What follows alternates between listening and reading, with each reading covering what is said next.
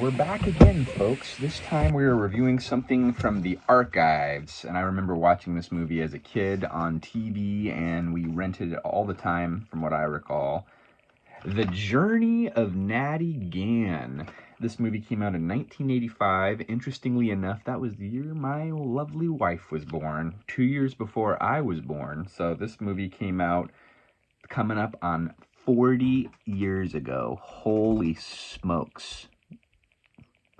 Us 80s babies are getting ancient. So this movie, directed by Jeremy Kagan, it has an hour and 40-minute runtime. And this is it came from my last review where I reviewed Snowball Express, a 70s Disney movie.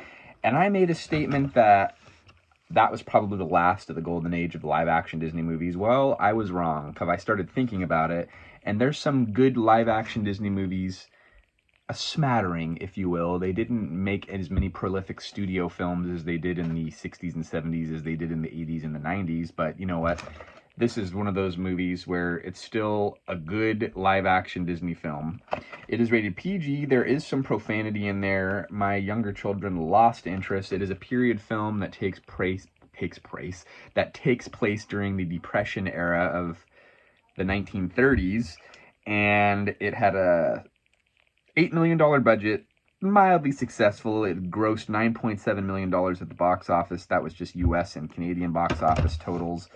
It's the debut of Meredith Salinger, and John Cusack has a smaller role in it. And it also has this wolf dog whose name was Jed in real life. Interestingly enough, this is the same dog that appeared in 1982's John Carpenter The Thing, which I've also reviewed here on the channel. And this movie came out 3 years after that. So it's a fun movie, a heartwarming movie, if you will. Very authentic period feel of the Depression era. And, you know, costuming, casting, there's some really good stuff going on in this film.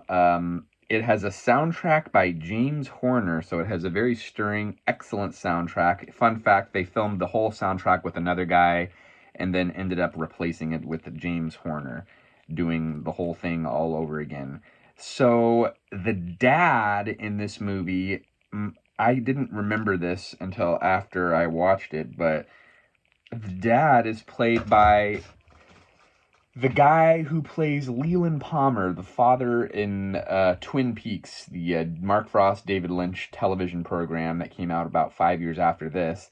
And he is a bad dude in that TV show, but he plays an enduring father to the Meredith Salinger girl who plays Natty Gann.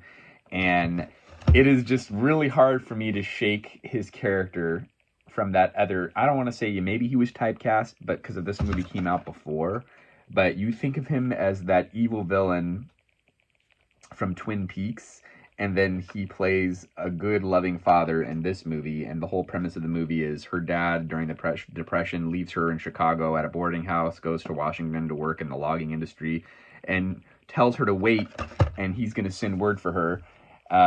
Fast forward, she gets into some mischief. The police are called. The rooming house matron that's supposed to keep an eye on her grows tired and reports her as a missing child as time goes by.